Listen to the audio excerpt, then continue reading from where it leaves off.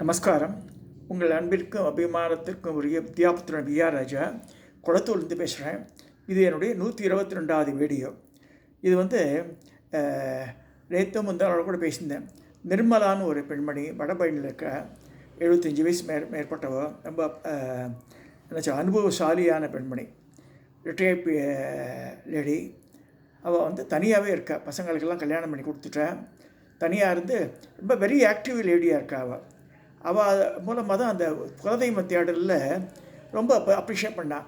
அவளுக்கு காத்தியாயினி அம்மன் சொல்லிட்டு நம்ம காத்தாயின்னு சொல்லுவோம். நம்ம நார்மலாக நம்ம வழக்கு சொல் ஒன்று இருக்குது, அது கரெக்டான டேர்ம் ஒன்று இருக்குது. வழக்கு சொல் காத்தாயி, இது கரெக்டான வேர்டு காத்தியாயினி அப்படின்னு பேர். காத்தியாயன மகரிஷியோட பொண்ணாக பிறந்து அம்பாள் இறைவனோட சேர்றான்னு சொல்லப்படுறது. அந்த அம்பாளை சொல்லும்போது அவள் ரொம்ப கஷ்டப்பட்டு ரொம்ப தூரம் ட்ராவல் பண்ணி அந்த இடத்துக்கு போய் அந்த இடத்த கண்டுபிடிச்சி அதுக்கு போய் ஆராதனை எல்லாம் பண்ணிட்டு வந்திருக்கா. அது ஒரு பெரிய அச்சீவ்மெண்ட்டு. ஒரு பெண்மணி பண்ணுறது ரொம்ப ஆச்சரியப்படக்கூடியது. இந்த காத்தாயி அம்மனை பற்றி சொல்லும்போது ஒவ்வொன்றா சொல்ல வரேன். நான் இனிமேல் இந்த குலதெய்வங்களில் முக்கியமானது அது பேச சொல்லணும்னு சொன்னதான் இன்றைக்கி காத்தா திருவாவடுதுறை மடம் இருக்கு இல்லையா, அவாதில் தெய்வ திருமேனிகளின் தியானம், ரூபம், யந்திரம், மந்திரம்னு சொல்லிட்டு ஒரு புத்தகம் போட்டிருந்தான் அந்த காலத்தில். இந்த புத்தகம் வாங்கி 20 வருஷத்துக்கு மேலே இருக்கும் எனக்கு. அதில் இருந்தது. ஸோ அதை பார்த்த உடனேயே ஐ தாட் ஆஃப் ஷேரிங். என்னென்னா, கிருஷ்ணனை பதியாக அடங்கிய விரும்பிய கோபிகைகள் மார்கழி மாதத்தில் காத்தியாயினி விரதம் அனுஷ்டித்தனர். ஆண்டாள் என்ன சொல்கிறா, கிருஷ்ணரை பண்ணா. ஆனால் கிருஷ்ணனோட கோபிகைகளை என்ன பண்ணியிருக்கா, இது மதுராவில் இதில் என்ன பிருந்தாவனத்துலலாம் காத்தியாயினி விரதம் பண்ணி அவளுக்கு இஷ்டமான பதிகளை அடைஞ்சான்னு சொல்கிறது. அது கிருஷ்ணரே அப்ரிஷியேட் பண்ணியிருக்கார். நல்ல ஞாபகம். மார்கழி மாதத்திய காத்தியாயினி விரதம் அனுஷ்டித்தார்கள் என்று புராண வாயிலாக இருக்கிறோம். அவர்களுக்கு இந்த விரதத்தை உபதேசித்த காத்தியாயன மகரிஷியின் பெயராலேயே விரதமும் அவர் பெயரை பற்றியே வழங்கப்படுகிறது. கோபிகைகள் வெளிப்பட்ட அம்பிகை மிகவும் அழகானவள், அற்புதமான பட்டாடை அணிந்தவள், விசித்திரப்பட்ட வசனாம், பிறைச்சந்திரனை சிரத்தில் தாங்கி கொண்டிருப்பவள், அர்த்த சந்திர பூஷிதான் சொல்லப்படுறது. கைகளில் கத்தி, கேடயம், வஜ்ரம், சூலம், வில், அம்பு, சங்கம், மணி, தாமரை ஏந்தியிருப்பவள், கட்க கேடக வஜ்ராணி, சூலம் ச விசிகம் ததா தாரயந்திரினி தனுபாசம், சங்கே கண்ட சரோருகாம், ஜடாமகுடம் கொண்டவள், ஜடாமகுட மண்டிதாம், கோடிக்கணக்கான நெல்வருக்கொப்பான தன்னொளி வீசுபவள், கோடி சந்திர சமப்பிரபாம், தங்க திருமேனியில் அழகான திருவிழிகளை கொண்டவள். இந்த பராசக்தி ஸ்ரீ கிருஷ்ணரின் எல்லையில்லாத ஆற்றலின் வடிவமாக விளங்குகிறாள் சொல்லப்படுறது. விந்திய மலையை இருப்பிடமாக கொண்டவள். இவ்வளவு சிறப்பு பெற்ற காத்தியாயனி தேவி கிராம மக்களால் காத்தாயி என்று அழைக்கப்படுகிறார். பகைவர்களையும் வாடியில் எதிர்ப்படும் மற்ற துன்பங்களையும் அழித்து தன் அடிப்படிவர்களையும் இவர் காப்பாற்றுகிறார் என்பதாலும் காத்தாயி காப்பாற்றுறா இல்லையா, அதனால் காத்தாயின்னு அந்த சொல் மருவி வந்திருக்குன்னு சொல்லப்படுறது. அவரோட ரூபம் இந்த காமிச்சிக்க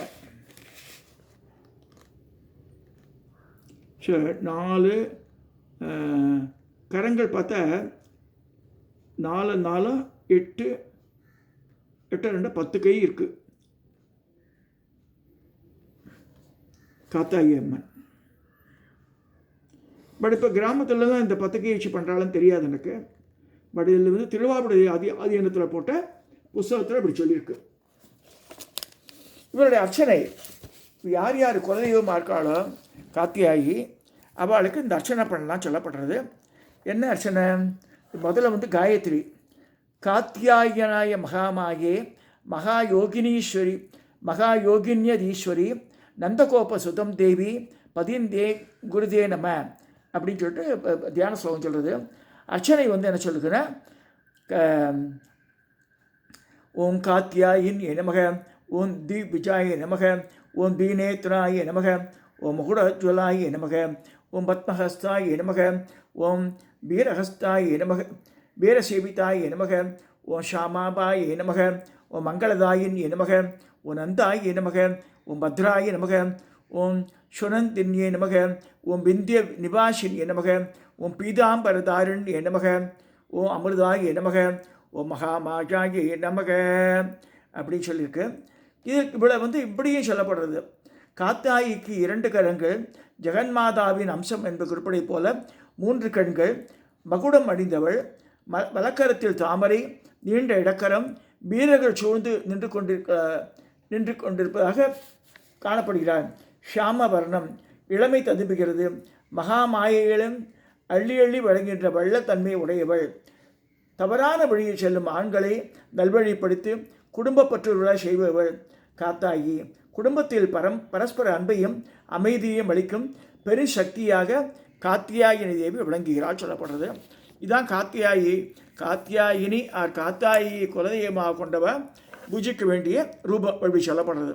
2 கரமாக காமிச்சிருக்கா, இல்லைன்னா 10 கரமாகவும் காமிச்சிருக்கார். இந்த ரூபத்தை 10 கரம் பத்மாசனத்தில் உட்காந்துட்டு மேல்கையில் சங்கு சக்கரம் வச்சுட்டுருக்கா, தாமரை மலர் வச்சுட்டுருக்கா, வாழ் வச்சுட்டுருக்கா, கேடயம் மணி அதெல்லாம் வச்சுட்டுருக்கா. ஸோ இந்த மாதிரி ரூபம் பொழுது. ஸோ இந்த மாதிரி சொல்லப்படுற கிராம தேவதைவோ காத்தாயி என்பது தான் காத்தியாயினி அம்மன். இவ்வளோதான் கோகுலத்தில் வாழலாம் கோபிகாஸ்ரீலாம் வழிபட்டா. மார்கழி மாதம் விரதம் இருந்து தனக்கு இஷ்டமான பதியை இப்போ ஆண்டாள் மாற்றி அமைச்சாத. மார்கழி மாதத்து நோன்பை என்ன பண்ணா, கிருஷ்ணரை பதியை அடைக்கணும்னு சொல்லிட்டு இப்போ மாற்றினாத. ஆனால் அவள்லாம் அதை வழிபட்டானா காத்தியாயினியை தான் வழிபட்டிருக்கா. அதையும் நான் இங்கே குறிப்பிட விரும்புகிறேன். ஸோ இப்போ நம்ம காத்தாயி அம்மன்ற காத்தியாயினி தேவியை பற்றி பார்த்துருக்கோம். இந்த மாதிரி ஒவ்வொரு ரூபமாக பார்த்துட்டு வர போகிறோம். இந்த பதிவை நான் இதோட நிறைவு செய்கிறேன்.